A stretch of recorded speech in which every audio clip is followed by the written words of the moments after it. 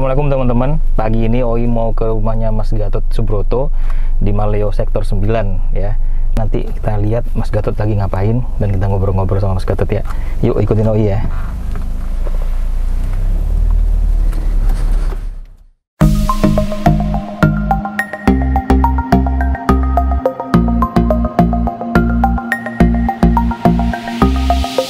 Oke teman-teman, rumah Mas Gatot itu di sektor 9. Kalau Oi rumahnya sektor 4, tapi kita harus lewat tol lah biar cepet dari sektor 4 ke sektor 9 gitu ya. Paling cuma 15 menit sih, nggak nyampe sih, 10 menit udah sampai rumah dia gitu.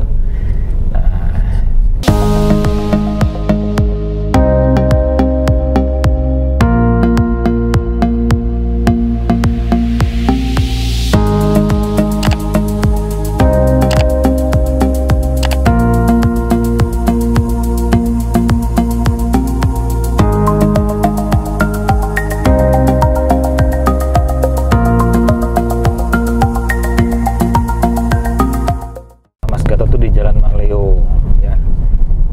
Maleo.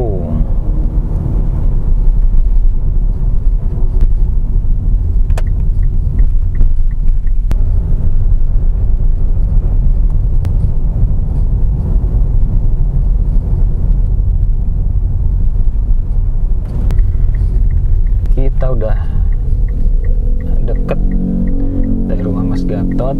Nah, ini dia pintu masuk gerbang utamanya. Satu belokan lagi, sampailah kita di Maleo 17, rumahnya AA Gatot. Ini mobil dia. Kita parkir di sini saja. Bawa kue buat Bayanaka.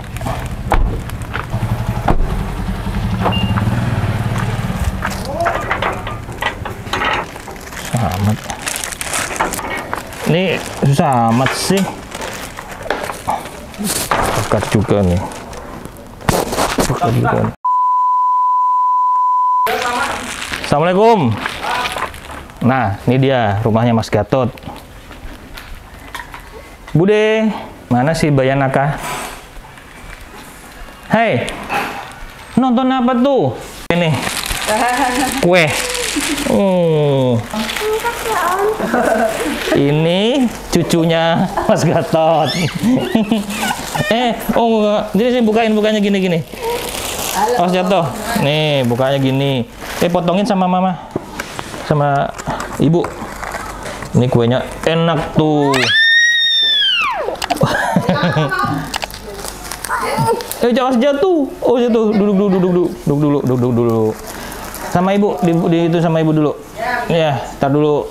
Dulu. Ini apaan tuh? Gambar apa sih? Yuk, kita sidak langsung ke kamarnya Mas Gatot aja. Ruang kerjanya. Tereng. Aduh. Lighting. Jangan masuk dulu. Nah, ini mau tak liatin. Ini kamarku dulu tempat Kiran dibikin. Jadi aku dulu hampir setahun dulu tinggal di sini sama mamanya Kiran ya. Berjasa itu. Nih ruangannya, ruang kerja ya. Itu Banu itu. Ini ruangnya Banu. Ini koleksi buku-bukunya Mas Gatot. Ya. Sedikit lebih rapi lah daripada koleksi bukunya Bang Arbain ya. Bang Arbain menang banyak kali. Menang banyak sama menang berjamur. No, menang banyak menang jamur.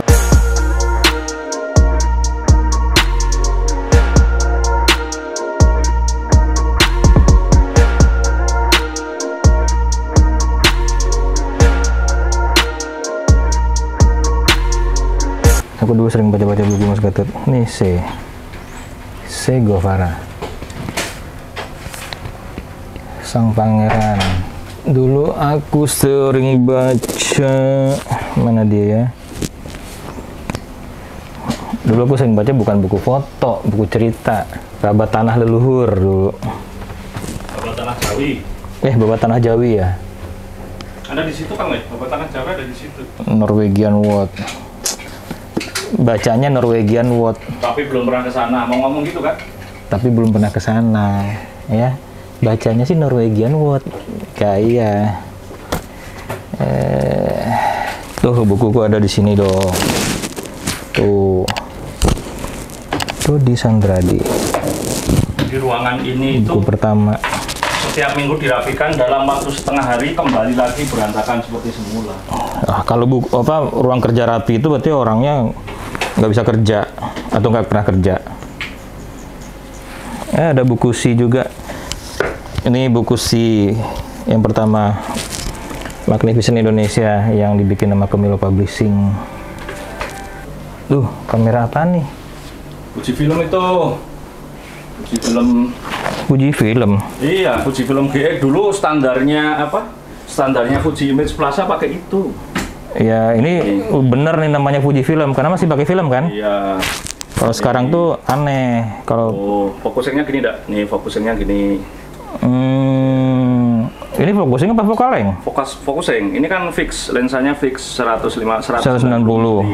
Oh, fokusingnya begini. Fokusingnya di sini.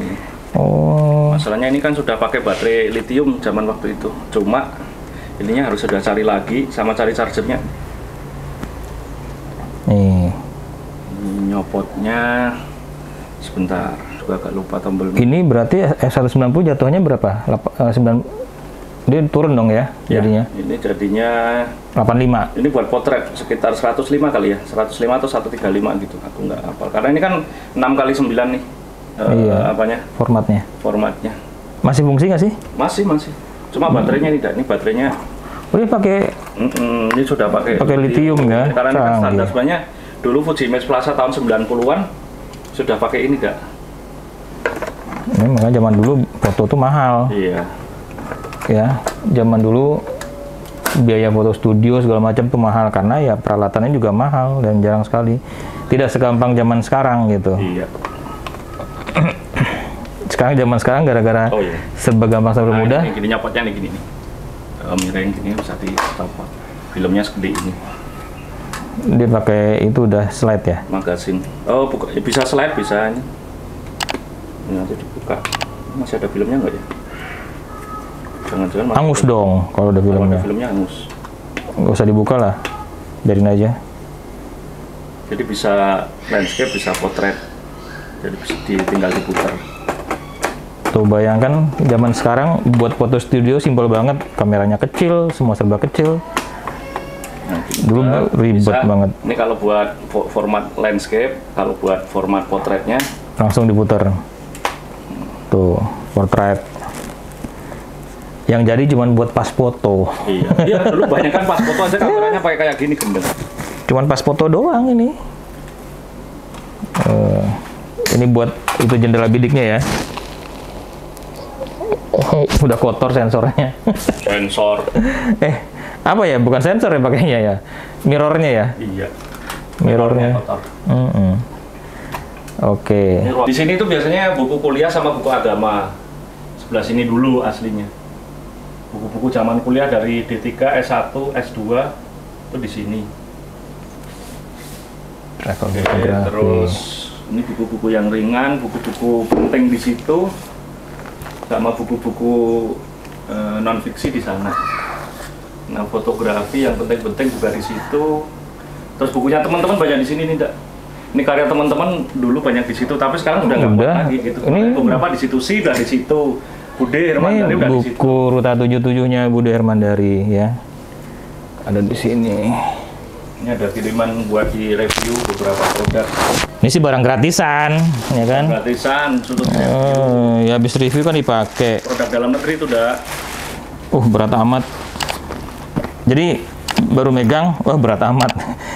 Yang review bukan ente. Biarin, aku kan kita sebagai itu berat amat ya. Jadi sebaiknya tas kamera itu harus ringan, kuat dan ringan. Nah itulah harus bahannya yang benar.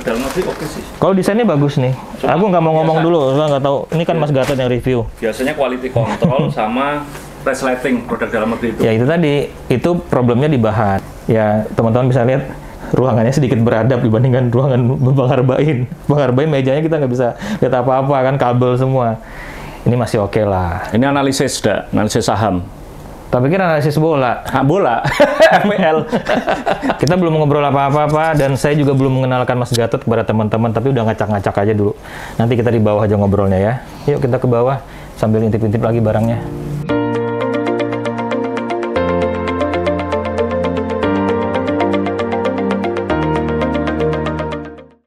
Nah, teman-teman, tadi kita sudah keliling ke atas, nengokin ruangnya Mas Gatot, ya peralatan-peralatannya sebagian ya. Karena saya tahu peralatannya lebih banyak lagi di gudang belakang gitu ya. Nah, sekarang kita mau ngobrol-ngobrol. Buat teman-teman yang belum tahu, ya kebangetan sih kalau nggak kenal.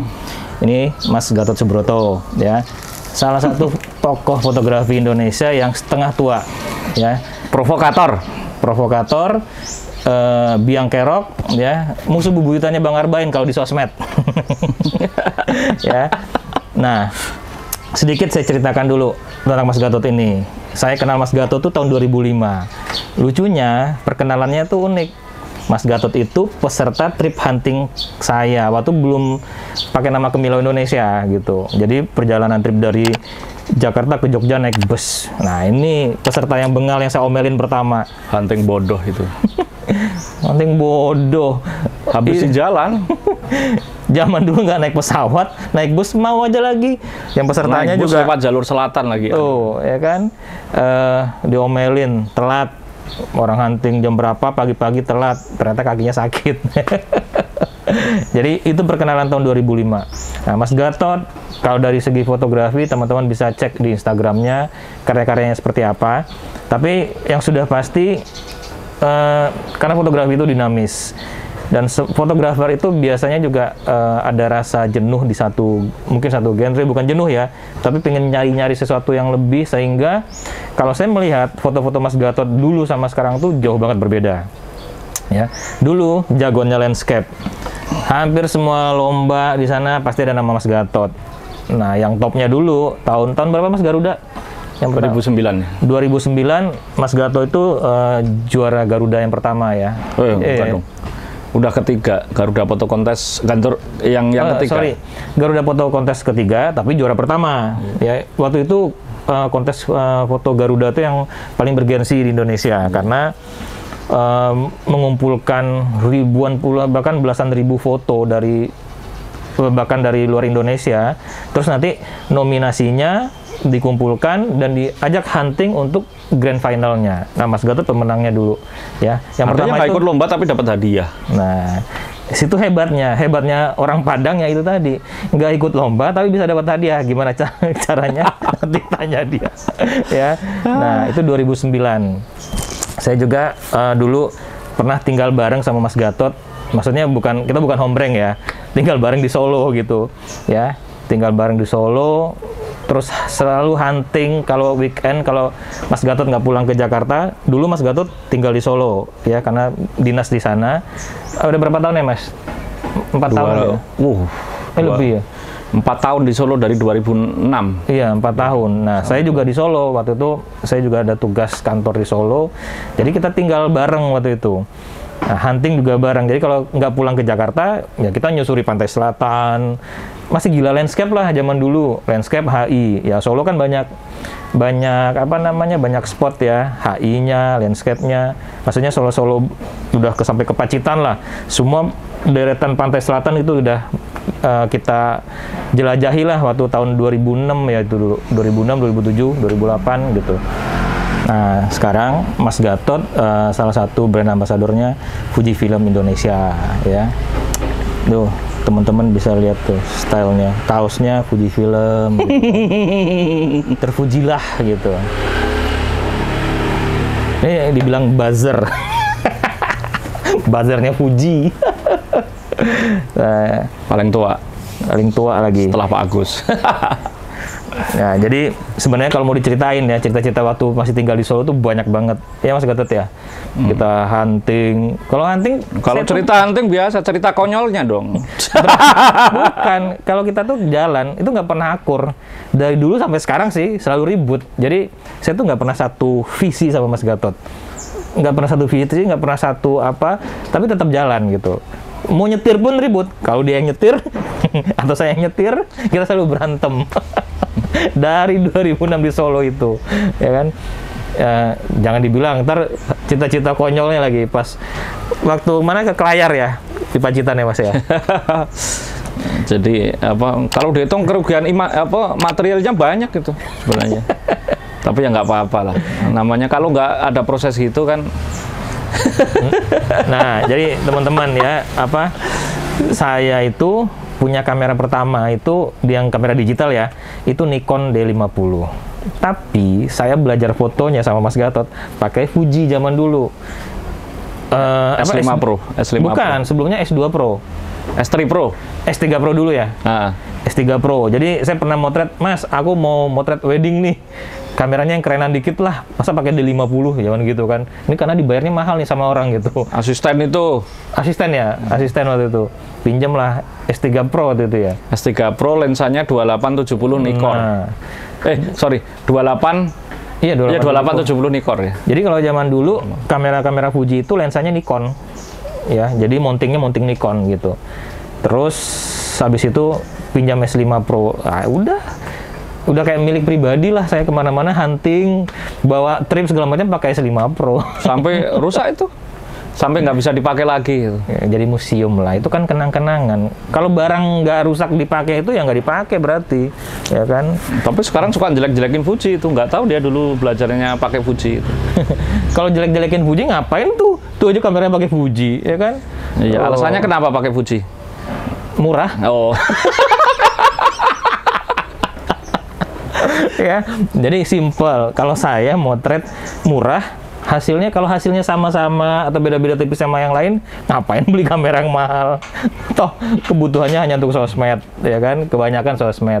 Tapi kalau udah yang serius buat motret sampai di hire orang buat cetak, baru pinjam lagi, pinjam yang bagus, medium format gitu kan.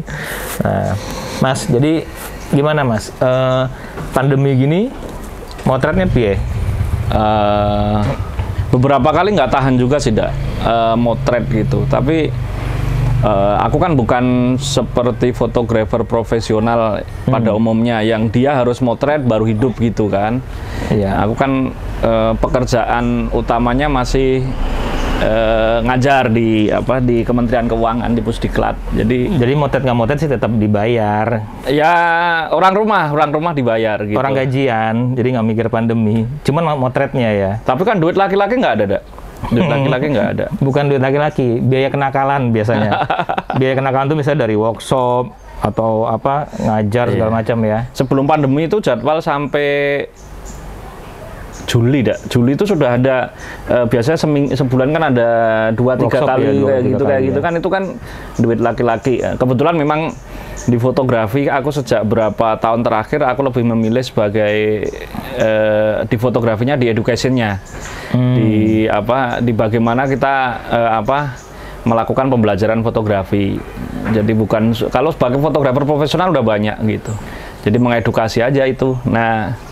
Begitu. Oh iya, catatan, jangan lupa, dulu Mas Gatot juga bantu Kemilau Indonesia untuk ngajar ya. Kita dulu punya kelas khusus foto. Dulu Mas Gatot bawain dasar fotografi ya, kelas basic. Fotografi. Itu sampai 29 angkatan loh. Kita setiap bulan ada, kita dulu tempatnya di Fokus Nusantara, Mas Gatot yang bawain untuk kelas basicnya. Sampai dulu awal-awal seangkatan 20 orang. Rame. Kita batasin 20 lah waktu itu ya. Rame banget.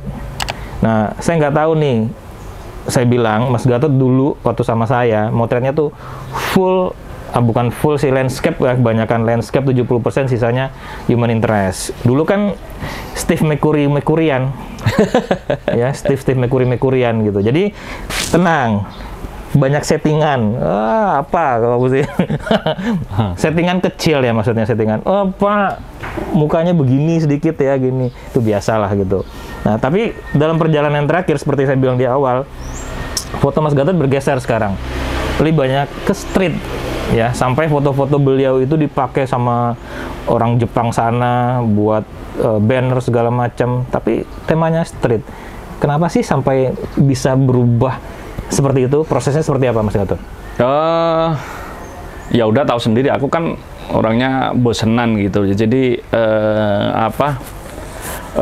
pengen melakukan hal-hal yang baru aja sebenarnya sih gitu. Kalau dilihat di proses fotografi sendiri itu yang nggak bisa dihilangkan dari aku bahwa hobiku itu motret. Jadi garis besarnya itu. Nah, motretnya motret apa? Sepanjang perjalanan dari zaman SMA, kuliah sampai sekarang itu yang berbeda-beda. Kalau bisa dikatakan mungkin aku profesional pernah dan bisa profesional juga gitu. Maksud saya profesional itu ketika saya memotret seperti profesional ya profesional beneran gitu loh. Jadi kayak wedding dari zaman film sudah pernah wedding. Kemudian kalau zaman digital motret company profile, bikin kalender dan lain-lain kan sudah tahu juga kan. Nemenin orang tour gitu juga itu profesional lah ya. Nah, sampai pada suatu titik ketika dulu kan memang kenapa senang landscape, menurut aku zaman dulu di FN itu landscape itu like-nya banyak. Jadi ingat Mas Gareng. Kalau ingat Mas Gareng. Kalau kita sunrise sunset kayak gitu, komposisinya ancur lebur aja, kalau sunrise sunset gitu membara gitu cetar, udah like-nya cetar, kuning, bukan like ya Pak, 3 jempolnya, 3 TU. Tunggu, tanda kutip dangdutan. Nah, itu pasti like banyak, nilai tinggi gitu ya. Dan bener juga sih waktu itu memang menjanjikan ke sana dan ada keasikan sendiri. Waktu suka landscape itu dulu kan sedikit ya, orang yang landscape itu masih sedikit, biasanya orang motret model gitu. Jadi kita motret itu kalau landscape itu kayaknya serius, bawa tripod, beli filter-filter kayak gitu kan. Zaman dulu ya, sedikit ngobrol soal situs. Dulu kita punya situs terbesar se-Asia Tenggara ya, namanya photographer.net. Sekarang masih ada sih, tapi udah agak vakum. Itu kalau kita lihat hunting setiap minggu, itu banyaknya hunting model aja. Jadi yang hunting untuk travel ya, landscape segala macam dikit banget. Jadi dikit banget. Kita agak serius jadinya ya, kayak gitu. Bahkan nyari tripod aja susah yang bagus dulu kan. Filter-filter di Indonesia nggak ada yang jual. Kita beli Mas Yadi Yasin ke Amerika nitip. Lewat Om Yeye. Ya gitu. Li ya, zaman dulu Li itu udah wah. Nah, setelah Li baru kemudian Stingray, itu juga dari BNH, harganya mahal-mahal gitu. Tapi dulu ketika gambar kita foto bagus, orang-orang teman-teman umum, ya bagus karena filternya mahal-mahal. Itu sih dulu dari 2000 ya, dulu awal sampai di Solo awal masih landscape. Ke Klayar tuh seharian motretnya landscape. Ada human interest atau apa bodoh itu kan. Kita Klayar, Pantai Klayar itu dulu benar-benar masih perawan lah ya. Hanya yang tahu itu sebagian fotografer pro Solo biasa dipakai buat itu ya Mas, prewed ya. Prewed. Dan itu hidden bener, disembunyiin sama mereka. Jadi kalau nanya itu jawabannya teman-teman itu ya gitu deh gitu. Karena emang mereka takut ya, yang kejadian sampai sekarang akhirnya pantainya ya bukan rusak sih, tapi udah nggak bisa lagi dijadikan buat sepi lagi, rame banget gitu. Jadi motret sampai penyanyi Didi Kempot bikin lagu Pantai Klayar. Iya. Sampai Pak SBY sama Bu Ani mengklaim dulu kalau pacaran di situ. Kita sampai garuk-garuk kepala, pacaran kok bisa di situ, padahal kita jalannya rusak, orang situ aja nggak tahu kalau itu pantai bagus. Bukan jalan rusak, jalannya juga masih berat ya. Iya. Dan itu bukan tempat wisata kan dulu ya. Benar, bukan tempat wisata. Kita ke sana cuma ada Pak Wakijan doang sendiri. Iya, itu pun dia cari legen kelapa ya, legen kelapa.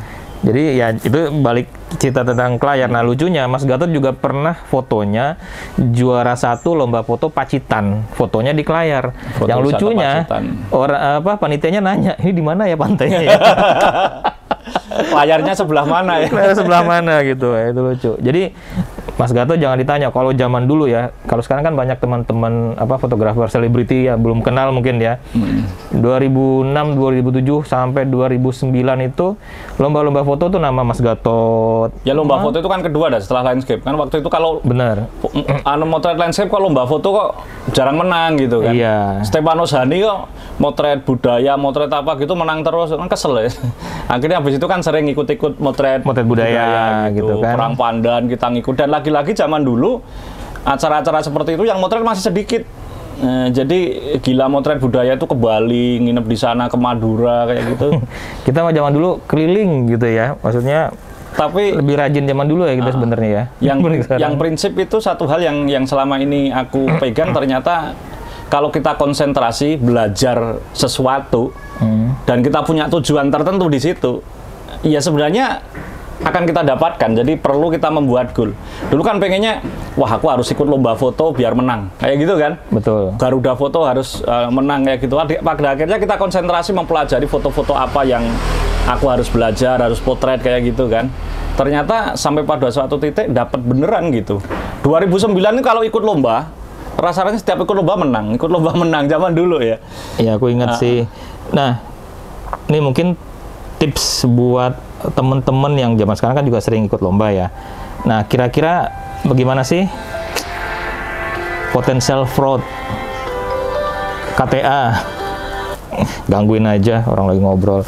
Jadi dulu Mas Gatot sering ikut lomba terus menang.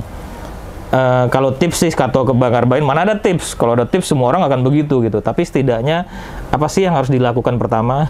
Yang pertama harus ikutin lombanya. Kedua, apakah kita mempelajari selera juri juga? Pernah sih, pernah. Tapi pada akhirnya ketika sudah menjadi juri, itu pada akhirnya tidak sesederhana itu, sederhana itu. Tergantung tipikal jurinya juga gitu. Kalau jurinya kayak Bang Arbain itu kan dia ngikutin terus dari awal, wawasannya luas gitu kan. Itu nggak bisa dulu pernah kayak bikin rumus gitu, tapi ternyata nggak juga gitu. Bahkan ketika sering jadi juri, saya pun juga ngelihat bahwa misalkan melihat foto Pacu Jawi dulu bagus banget. Sekarang ada foto Pacu Jawi itu sebagus apapun, ada lomba, ya menurut aku udah biasa gitu. Kan kalau itu sampai menang, menurut aku konyol, nggak ada kebaruannya gitu. Meskipun fotonya bagus banget. Jadi kalau ngomongin tripod saya kemarin itu ya, tripod dulu. Jadi ada kisah tripod yang saya dapat dari Mas Gatot. Ya, saat dia menang lomba foto Garuda. Waktu itu jurinya kebetulan Bang Arbain ya. Nah, Bang Arbain itu sore itu udah harus balik ke Jakarta. Saya waktu itu di Magelang tuh ikutin seremonial ya untuk pemenang. Tapi pemenangnya belum tahu, belum diumumkan malam itu kan. Saya nganterin Bang Arbain udah pulang itu. Ya aku kan nganterin Bang Arbain. Iya. Nah, disitulah ceritanya Bang Arbain ngomong waktu di mobil. Wah, itu fotonya Gatot api-api, bagus-bagus. Sebenarnya tuh foto dia tuh juara 1, juara 3 tuh foto dia semua tuh kalau boleh, kata dia, kata Bang Arbain. Jadi aku menang dong. Iya, juara 1. Nah, Mas Gatot belum tahu gitu kan. Terus tak telepon Mas Gatot. Telepon enggak, pasti Magelang ketemu. Oh, pasti Magelang ketemu ya, betul. Kalau misalnya menang, aku dibeliin apa ayo gitu. Kalau juara 1 dapat apa, juara 2 dapat apa. Ya udah tripod. Emang dia penasaran, emang siapa yang pemenangnya dah? Ada lah pokoknya, paling Mas Gatot ya masih dapat nominasi lah 5 atau 6 segala macam, pada juara 1 gue tahu. Jadi pas menang juara 1, wah dia beliin tripod. Itu cerita tripod. Jadi aku nggak usah ikut lomba foto, tapi tetap dapat hadiah gitu kan. Tripodnya nunjuk lagi, nggak mau tripod murah. Milih dong. Giatos ya, Itali punya itu. Iya, zaman dulu lah gaya. Tripodnya udah bagus lah itu. Nah, jadi ya itulah cerita kalau zaman dulu lomba. Nah, sekarang juga masih banyak lomba. Mas Got, ini Banu ya. Ini putrinya Mas Gatot yang pertama. Dulu sih sering jadi modelnya. Apa kabar? Baik. Udah kerja? Magang. Masih magang sih? Berapa tahun sih magang? Ya Allah, baru mulai magang di sini. Tuh, tas itunya Tumi. Tas ininya barbershop. Barbershop yang nggak jadi dijual. Bajunya ceban. Baju gratisan. Pasar Senen. Assalamualaikum. Waalaikumsalam, hati-hati ya Nu. Nah, pas di Sake itu kan sama juri-jurinya semuanya juga ada. Bang Oscar, Pak Gunadi Haryanto, gitu. Bang Oscar juga juri dulu waktu itu. Juri. Iya benar-benar Garuda. Kan yang paling susah dia, ditebaknya itu dia. Nah, iya betul. pas saat di sana kan mau dipilih mau dipilih fotonya untuk dimuat di majalah Garuda. Tapi waktu itu aku sama Romi kepikiran sudah sama Hani, kita kok Bang Oscar kok gitu banget, kayaknya kita harus belajar dari dia sih, belajar foto jurnalistik kayak apa. Tapi masih wacana gitu loh. Bener begitu sampai Indonesia kita ngumpulin foto, perusahaan kita fotonya sudah bagus-bagus, keren-keren. Cuman kesalahan saya adalah harus mencari gambar yang bagus di sana. Kalau buat lomba itu ini bisa potensi menang gitu. Jadi semua ingin membuatkan foto-foto yang kira-kira kalau buat lomba menang. Potensi menang. Begitu dimuat di Garuda, fotoku cuma dimuat 2. Romi 1, Hani 2. Yang banyak punya siapa? Punya Bang Oscar fotonya yang hanya pakai kamera kamera pocket. Cekrik banyak, anjrit ini. Salah nih, ada yang salah dari kita nih. Tapi bener juga, pas di Solo itu pernah nulis buat exposure gitu kan. Mas Farid Wah bilang, Gatuk fotonya bagus-bagus tapi nggak lengkap dan tulisannya amburadul. Jadi ngeditnya setengah mati. Nah, baru dari situ aku, Romi sama Hani ngelobi Bang Oscar untuk bisa sekolah foto jurnalistik itu.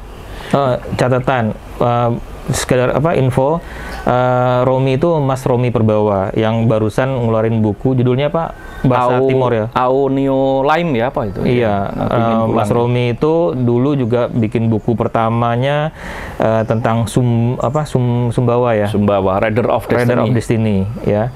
Mas Romi Perbawa itu pemenang Garuda Foto Kontes kedua. Mas Stepanus Hani itu yang pertama. Nah, mereka kayaknya bertiga temenan kayak gondol. Saya aja tuh cuman Garuda tuh sama 500 besar udah selesai gitu. Seneng dulu ya 500 besar. 500 masuk nominasi 500 besar aja udah keren banget. Karena ribuan. Habis dari 500 baru diambil semifinalnya gitu, yang 10 orang yang dikirim kemana gitu. Sayang lomba foto Garuda sekarang udah nggak ada lagi. Iya. Dulu termasuk terbesar di Indonesia ya, dari segi hadiah, terus coverage-nya juga itu kan sampai Asia, Eropa ya. Salah satu jurinya Tan Lip Seng dari Singapura, ya kan. Ya pokoknya keren lah zaman dulu gitu. Nah, jadi mereka tuh bertiga. Akhirnya sama Bang Oscar malah belajar ya, sama Bang Oscar ya. Jadi ada kelas khusus 6 bulan tidak. Tapi dulu bener-bener aku merasakan bahwa bener-bener niat belajar. Karena kan aku posisi di Solo kantor. Hani di Semarang, Romi di Surabaya. Setiap minggu selama 6 bulan itu ke Jakarta, Sabtu Minggu belajar itu. Jadi Romi nginep di hotel sama Hani, Sabtu Minggu setiap minggu selama 6 bulan. Kalau aku kan hotel orang Solo, orang Semarang, orang Surabaya. Romi Surabaya. Sampai ya artinya belajarnya benar-benar meskipun bukan wartawan foto luar biasa. Dan di sanalah baru ketemu buku foto jurnalistik itu seperti apa. Perpustakanya Bang Oscar kan gila itu kan. Setiap foto yang aku merasa bingung, ini nanggung banget, kok ini tangannya kepotong, masih ada jarinya sendiri kan, kenapa nggak di-cropping aja? Begitu ditanyakan, Bang Oscar itu selalu ada jawabannya, dan jawabannya bukan jawaban personal ya. Ada rujukan bukunya, coba kamu ke atas cari bukunya, karangannya siapa, ini.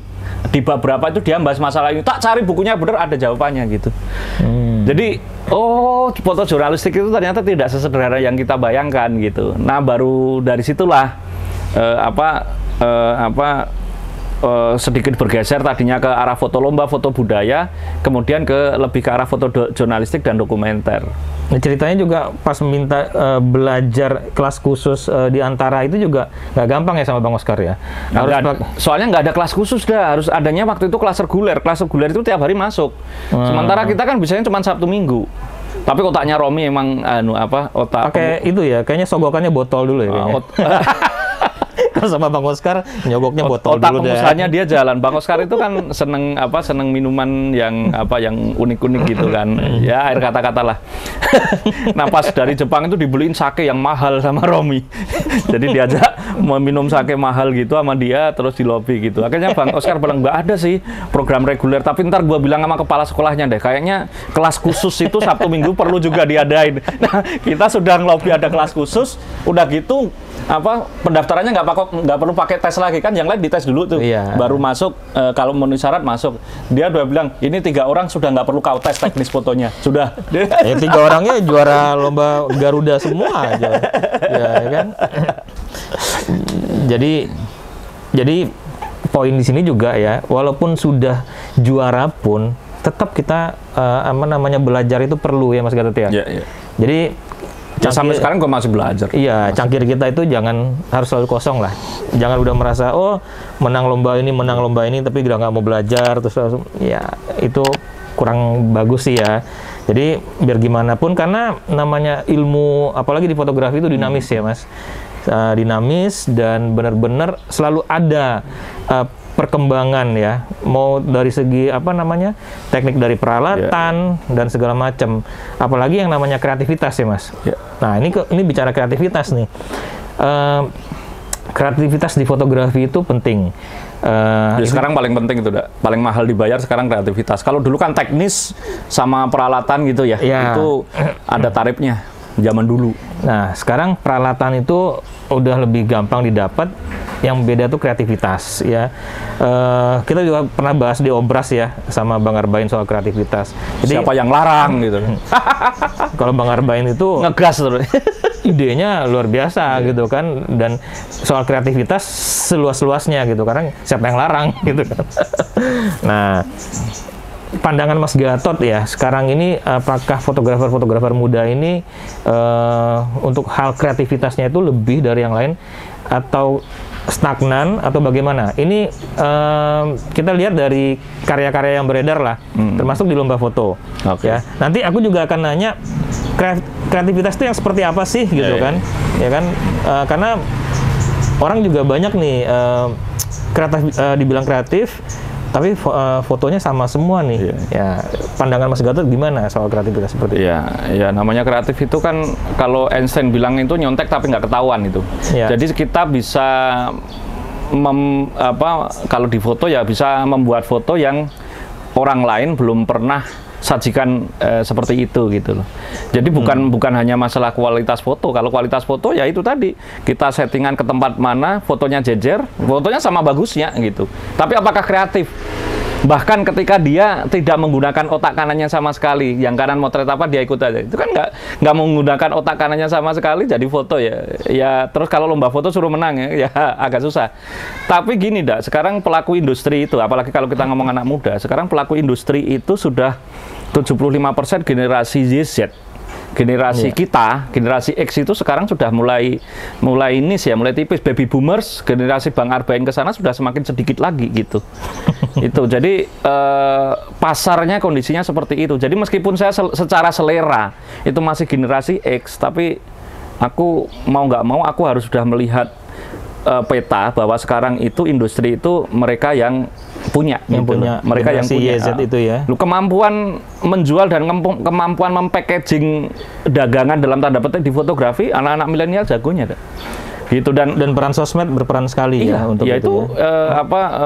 Kecenderungan seperti itu. Jadi seringkali saya juga bertanya-tanya, ini foto kok dibikin over gini, menurut kamu saya foto over itu sudah secara teknis salah, ini belum. Tapi dia lakukan itu dengan sadar, dia packaging sedemikian rupa, dibayar klien dan klien suka. Dijualnya mahal pula gitu. Jadi pada akhirnya kita juga harus melihat ke sana gitu. Jadi karena kalau kita ngomong seni art itu kan berkembang setiap ini ada zamannya. Dan kreativitas itu tanpa batas sih sebenarnya. Cuma kalau di lomba foto di Indonesia memang sudah ada bergeseran di zaman dulu. Cuma tidak seliar, tidak secepat di pasar industri yang sebenarnya. Jadi kalau kita lihat di industri fotografi dalam berbagai genre, entah jurnalistik, entah wedding, pre-wedding, komersial kayak gitu, itu sudah mengglobalkan mereka. Dia bisa mencari rujukan kemana saja. Kayak Fadli, Muhammad Fadli itu dulu cuman juara 3 Garuda. Tapi sekarang fotonya dia standar Nat Geo internasional monokel gitu. Malah sekarang jadi juri WordPress foto ya. Jadi juri WordPress foto itu. Ya, kita bangga ya sama teman kita ya, Muhammad Fadli. ya itu satu kampung dari sama saya itu, Itali kampung kita itu. Tapi kan dia berpikiran terbuka dah gitu. Ya, sesuai dengan saking terbukanya Ya, rambutnya nggak ada tuh, EN. Ada Kalau dia satu dengar. lagi tuh si Joshua Irwandi. Ya, Itu juga fotonya menggemparkan dunia loh, itu bocah. Tapi jangan salah, anak itu sekolahnya sampai S3 di Manchester foto. jurnalis. Iya. Jadi seringkali kita suka masih memandang remeh anak-anak milenial itu. Jangan salah gitu. Nah, itulah mengapa sebenarnya di kantorku sendiri aku kan ngajar ya, pengajar diklat. Pegawai Kementerian Keuangan sekarang 75% itu anak-anak generasi Z juga. Itulah mengapa kalau lihat di Kementerian Keuangan sekarang sosmednya, terus kemudian cara kehumasannya, bahkan pendidikannya itu diarahkan ke arah pasar itu, generasi milenial itu. Dan itu penyesuaiannya luar biasa. Melihatnya seperti itu. Itulah mengapa aku di fotografi itu kan ngajak Bang Arbain, terutama Bang Arbain itu kan tokoh di fotografi yang dia ngomong apapun didengarkan banyak orang gitu loh. Nah, aku sengaja kenapa agak cenderung berdebat itu sebenarnya intinya di situ. Bang Arbain itu populer. Kalau aku ngobrol di situ di tempatnya Bang Arbain, orang akan melihat lebih banyak gitu. Jadi bukan berarti aku bermusuhan sama Bang Arbain, enggak. Ide ini harus aku cetuskan di statusnya Bang Arbain biar dibaca lebih banyak orang gitu. Nah, kan biasa sebenarnya ada perdebatan dialektika itu. Aku kan di situ tuh ngajak gini loh. Sekarang ayo kita yang tua-tua ini kita lihat anak muda itu seperti apa. Jadi jangan sampai ibarat kata kita karaokean di ruang terbuka, semua fotografer seluruh Indonesia segala umur ada. Tapi yang megang mic kita, orang tua. Aku asa kok senior megang mic. Yang dinyanyiin lagu apa? Lagu tahun 80-an, 90-an, Club Project gitu. Ini lagunya keren, tapi itu mereka sudah nggak cocok sama lagunya. Dan mereka itu jumlahnya banyak. Tapi kita tetap ngotot bahwa ini lagunya ini keren, gitu loh, gitu. Jangan sampai gitu. Kita mungkin udahlah, justru porsinya mereka. Oke, sekarang ini dari 10 lagu, yang muda-muda nyanyiin 8 lagu ya. Tapi orang tua sisain 1 ya. Jadi kita sekarang yang minta sedikit aja biar sisanya mereka gitu. Maksudku begitu dah. Meskipun kalau secara tes selera dan lain-lain ya aku udah masih di generasi kita gitu loh. Gitu secara ini. Tapi bahwa pasar sudah bergeser, kreativitas itu sudah bergeser kan seperti itu kan gitu. Berarti poinnya fotografi Indonesia sebenarnya semakin hari semakin maju ya. Fotografi itu maju dan untuk Indonesia sendiri Indonesia dan kreativitas teman-teman bagus ya gitu. Istilahnya dari sisi kreativitas loh. Kalau aku bilang di ASEAN mungkin paling tinggi Indonesia sebenarnya. Nah, paling tinggi kreativitasnya. Tapi kalau untuk penghargaan terhadap seni fotografi sendiri Indonesia paling parah. Nah, ini ngobrol soal kreativitas. Pandangan Mas Gatot, misalnya saya ini bikin hunting ya, hunting terus hunting yang sama lah, saya setting model begini, terus fotografernya kan tinggal jepret segala macam, hasilnya sama semua. Itu gimana pandangan Mas Gatot? Kalau saya dari segi bisnis, saya dapat duit. Loh, secara industri nggak apa-apa. Secara industri nggak apa-apa, karena industri kan selama ada pasar. Iya.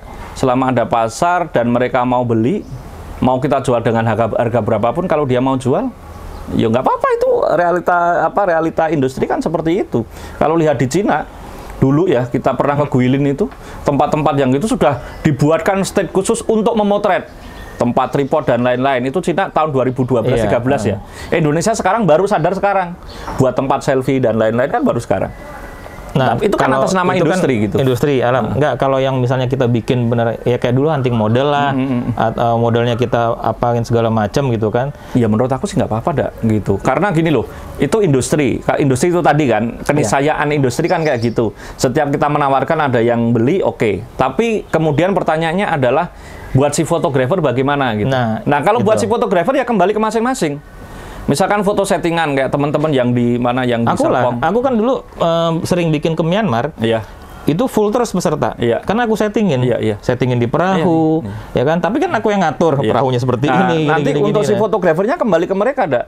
Karena sebenarnya ada proses belajar juga di situ kalau orang mau make. Oh, memotret, membuat pencahayaan ideal itu contohnya seperti ini, sudutnya kenapa bagus? Oh, arah cahaya dari sana seperti ini, ISO-nya berapa? Kemudian kecepatannya ngatur angle-nya gimana, itu kan sebenarnya proses. Jadi permasalahannya adalah si fotografer balik lagi ke fotografer mau dong, ya. berhenti di situ terus-terusan sampai pensiun, atau mau dia selebihnya nanti wah aku nanti cari ide baru lah. Itu kembali ke mereka Kalau aku masing-masing dari gitu. segi bisnis kan simpel. Iya, Penting orang ikut trip hunting aku.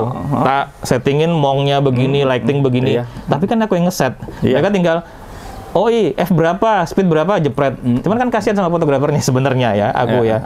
Ya, Karena, tapi kan biasanya nanti fotografer yang ikut juga terseleksi juga yang nyaman. Iya. Karena kalau pasarnya udah dodi, nanti misalkan hunting dilepaskan. Ya, kalau udah ya mereka kan mencari kenyamanan gitu ya. Pasarnya udah. Tapi misalkan motret. Ini ada candi gini, silakan nanti ketemu lagi di sini jam 2. Ya mungkin untuk pasarnya udah itu jadinya nggak cocok gitu. Ini kesesuaian aja. Jadi udah dengan sadar sudah membentuk pasar yang tertentu gitu. Orang yang sibuk, ya orang yang mempunyai duit, dia pengen waktu untuk huntingnya terbatas, tapi dalam waktu yang terbatas itu dia bisa belajar dan bisa mendapatkan foto bagus, nggak apa-apa. Bahkan mungkin orangnya itu sampai nanti pensiun, sampai tua, memotretnya dengan begitu terus ya nggak apa-apa. Orang itu alasan memotret kan banyak banget gitu. Ya, jadi yang penting mereka happy ya, senang gitu ya kan. Iya. Jadi nggak, dulu aku idealis juga sih. Aku bikin settingan-settingan gini, kasihan ya teman-teman ya, dia ilmunya gitu-gitu aja, ya kan. Tapi kalau di situ kebahagiaannya itu tadi. Jadi kata-kata Mas Gatot terakhir yang aku bilang, karena ya orang tujuannya macam-macam kan. Kalau dia hanya untuk sekedar dapat melepaskan jenuh, terus dapat foto bagus, ya itu bahagia. Jadi titik bahagianya orang dalam memotret pun berbeda-beda. Aku waktu ke Myanmar kemarin, kan aku sebenarnya kalau mau komersial kan bisa, cuman aku kan males ah. Waktuku juga terbatas kok. Aku pengen ke sana, pengen seminggu di sana mau street hunting, mau nggak ke tempat-tempat wisata. Teman-teman ada yang mau ikut beberapa orang, aku nggak mau banyak-banyak. Sudah 4 orang, 5 orang jalan. Sampai di sana, aku cuman bilang, kita hari pertama di Yangon, nanti kita akan ke pelabuhan, rel kereta kayak gitu. Jadi kayak Jakarta, itu naik gitu kan. Ya sudah nyebar di situ, mereka nyari sendiri dan itu happy banget. Kebetulan orangnya suka yang seperti itu. Ke Mandalay aja bukan ke yang tempat wisatanya. Itu tripnya kan trip bersama yang non komersil gitu. Iya, kan. non komersil. Tapi bahwa mereka seneng yang dengan begitu dah, jadi disebar nyari sendiri tempatnya kayak gitu. Ya, itu ada juga fotografer yang seperti itu. Beda-beda itu ya kan. Tapi kalau udah kan sudah membuat brand dengan karakter khusus gitu kan. Kalau nanti seperti itu pesertanya udah pakai yang seperti yang selama ini bisa protes mereka. Aku mencoba berusaha idealis, nggak mau nyeting ditinggalin. Makanya aku kalau ikut udah selalu kapan lagi ada survei. Iya, ada survei. Kalau ada survei aku ikut itu karena kita bebas mengeksplor. Di survei itu ada ya sedikit kan? kebebasan dan mencari-cari kan. Makanya aku berapa kali ikut survei kan dulu ke mana India juga pernah ke kan? Alor kita survei, terus ke India ya. sampai ke Jaisalmer, sampai ke Jodhpur kita nyari-nyari. Setelah survei baru tahu, ini nanti di Jaisalmer ontanya kita setting. Tapi ya begitu, balik lagi karena teman-teman ada yang mencari bahagia dan pokoknya gue dapat foto bagus. Ada juga yang, tapi yang agak susah tuh kalau bawa teman-teman yang otaknya gue harus dapat foto bagus buat lomba, ya kan? Nah, apalagi kalau motret alam kadang-kadang kan kecewa kalau misalnya cuaca nggak bagus segala macam. Kita cuma waktu 45 hari, apalagi kayak udah sering kemana ke Norway. Iya. Kan, orang tahu bayanginnya dapat apa itu aurora gitu. borealis itu. Udah 3 hari di sana nggak dapat, terus ngomel sama mukanya lecek. Ngomel sama OI-nya. Aku kan kesini bayar mahal banget. Di sini udah berapa hari nggak apa-apa, gimana sih itu orang? Nggak dapat aurora, terus banyakan di rumah lagi, nggak kemana-mana, ya badai. ya beda, balik lagi beda ke masing-masing sih ya. Tapi yang jelas kita lihat perkembangannya, makanya juga perkembangan teknologi digital fotografi semakin bagus. Jadi kreativitas itu juga semakin itu ya dengan teknologi. Kadang-kadang aku juga banyak lihat anak-anak muda sekarang tuh dari IG aja kan ketahuan. Oh, mereka eksperimen bikin foto ini dengan lighting begini. Jadi benar-benar dimanfaatkan ya. Sebenarnya itu positif banget ya Mas Gatot ya. Positif banget sih kayak gitu. termasuk kecenderungan desain, gaya, apa cara menyajikan kan pada akhirnya kita juga belajar dari anak-anak. Benar. Aku belajar banyak dari Banu. Itu kan lihat kalau aku bikin apa, gimana? Kok ini gini sih Pak? Hurufnya kayak gini, jadul banget. Iya. Sampai kemarin aku bikin yang materi untuk kamera barunya Fujifilm X4 itu kan aku potretin, wah ini kamera untuk nyetrik bagus, saya potretin di atas aspal di situ gitu, pegangin kayak gitu kan gaya-gayanya belajar dari anak muda juga. Benar. Terus aku sajikan dalam bentuk IG story, ya kan, panjang-panjang ada tulisannya kayak gitu. Dengan waktu sebentar orang bisa membaca, dapat informasi itu nyampe gitu. Poinnya kita yang udah bukan bilang tua ya, ibaratnya yang udah lama juga nggak usah harus malu juga belajar buat yang muda-muda gitu ya. Bener harus belajar. Lo kalau ngomongin belajar nggak ada waktu. Sama siapa aja gitu kan. Gitu. Aku sebenarnya misalkan mulai street photography. Aku tuh sebenarnya street photography itu mulai gara-gara Fuji dulu X100. Terus sudah gabung Fuji, aku bilang ini kamera kayaknya bagus nih buat nyetrit. Pada waktu itu aku masih street apa belum tahu. Aku udah tahu jurnalistik, dokumenter sama foto story aku udah belajar kan. Tapi street masih belum apa-apa. Tapi aku dengan sadar belajar untuk memasyarakatkan street agar karena kameranya cocok buat nyetrit. Sampai sekarang orang taunya aku suka nyetrit. Buku-buku street itu baru belajar dari saat itu dan belajarnya dari anak-anak muda juga gitu. Seperti itu. Iya, tokoh-tokoh muda kayak Bimo, Kurniawan Widodo ya, itu streetnya keren-keren ya. Mereka pinter-pinter ya. Wiwit itu cara itu literasi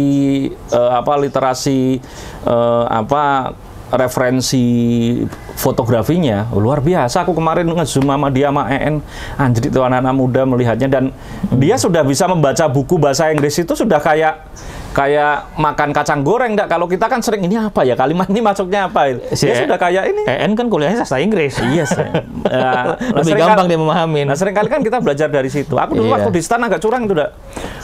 Beli buku bisa, waktu buat baca nggak ada gitu. Yang suka foto anak-anak stan itu siapa yang suka foto? Tapi jemin buku ya. Tapi nanti kamu baca, bulan depan kamu presentasi.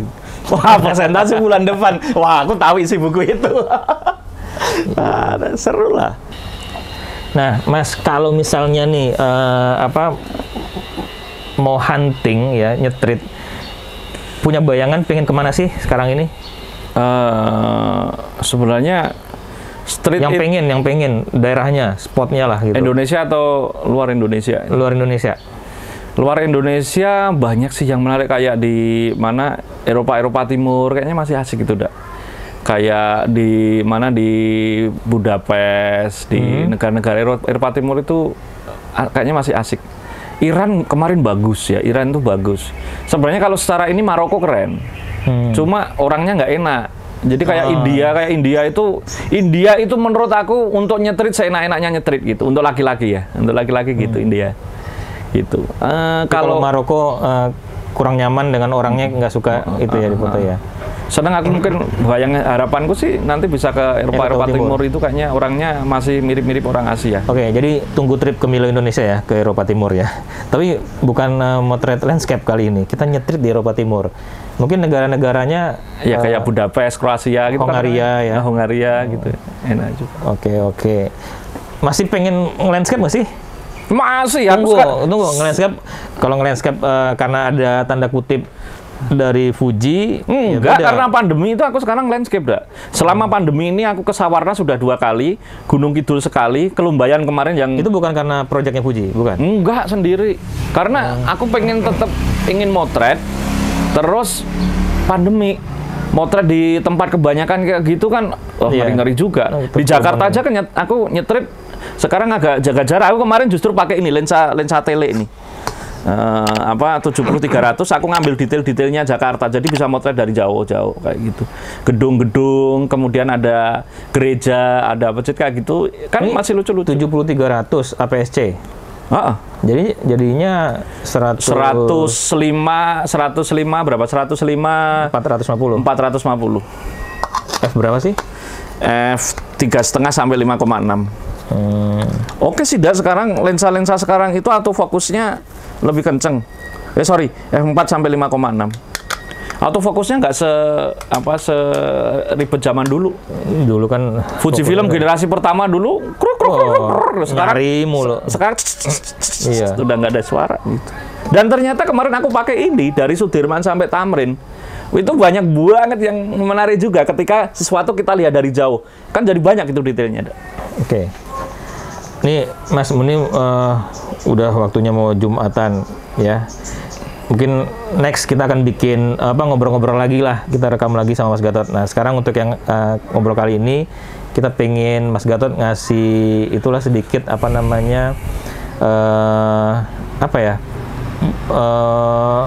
pesan lah buat kaum muda milenial lah ya. Kalau yang baby boomers kayak Bang Arabain nggak usah diomongin lagi.